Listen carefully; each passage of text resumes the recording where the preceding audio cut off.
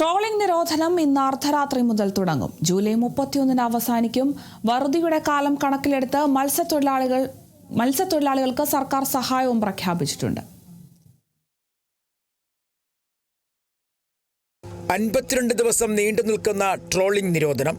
യന്ത്രവൽകൃത ബോട്ടുകൾ തൽക്കാലം കടലിലേക്കില്ല. പരമ്പരാഗത മത്സ്യത്തൊഴിലാളികൾക്ക് മത്സ്യബന്ധനത്തിന് വിലക്കും ഇല്ല. മത്സ്യങ്ങളുടെ പ്രജനനകാലം കണക്കിലെടുത്താണ് യന്ത്രവൽകൃത മത്സ്യബന്ധനത്തിന് വിലക്ക് ഏർപ്പെടുത്തുന്നത്.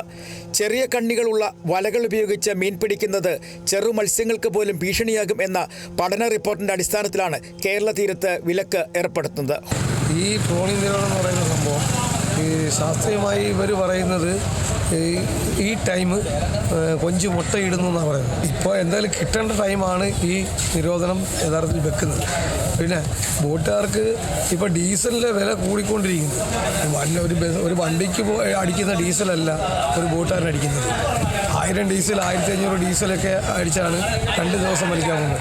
5 ദിവസം വലിക്കുന്ന ബോട്ടുണ്ട്. അപ്പോൾ ഒരു 5 ദിവസം വലിച്ച് വരുന്ന ബോട്ടെന്ന് വെച്ചാൽ 3500-3000 ഡീസലാണ്. വിലക്ക് വരുന്നതോടെ ട്രോളിംഗ് ബോട്ടുകൾ തീരെ തടിപ്പിക്കും. ചില ബോട്ടുകൾ അറ്റകുറ്റപ്പണികൾക്കായി യാർഡുകളിലേക്ക് മാറ്റും.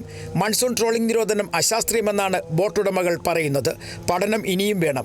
മറ്റു സംസ്ഥാനങ്ങളിലെ ബോട്ടുകൾ യഥേഷ്ടം മീൻ പിടിക്കുമ്പോൾ ട്രോളിംഗിന്റെ പേരിൽ കേരള തീരം വറുതിയിലാവുകയാണെന്നും പരാതിയുണ്ട്. 58 ദിവസം ഒന്നും ചെയ്യാനില്ല. നമ്മൾ വേറെ ഒരു പണിക്ക് പോകാൻ പറ്റില്ല. നമ്മൾ വേറെ പണി പഠിച്ചിട്ടില്ല. സർക്കാരിനോട് പറയാനുള്ളത് ഇതിൻ്റെ ഡേറ്റ് മാറ്റുക, മാസം മാറ്റുക. എല്ലാ മേഖലയിലും മാറ്റങ്ങൾ വരുന്നുണ്ട്. പക്ഷേ മത്സ്യമേഖലയിൽ മാത്രം ഒരു മാറ്റവും വരുന്നില്ല. അത് അതേ രീതിയിൽ തന്നെ പഴയ രീതിയിൽ തന്നെ പോയിക്കൊണ്ടിരിക്കുക. മൺസൂൺ മേഘങ്ങൾ കൊണ്ട് ആകാശം ഇരുൾ മൂടുമ്പോൾ തൊഴിലാളികളും വറുതിയിലേക്ക്. കേരളത്തിന്റെ വിലക്കുകാലം ചാകരയാക്കാൻ ഇതര സംസ്ഥാന വള്ളങ്ങൾ തീരം തേടി എത്തിത്തുടങ്ങി. ഇവർക്ക് നിയന്ത്രണം വേണമെന്ന ആവശ്യവും ശക്തി പ്രാപിക്കുകയാണ്. കേരള വിഷൻ ന്യൂസ്, കൊല്ലം.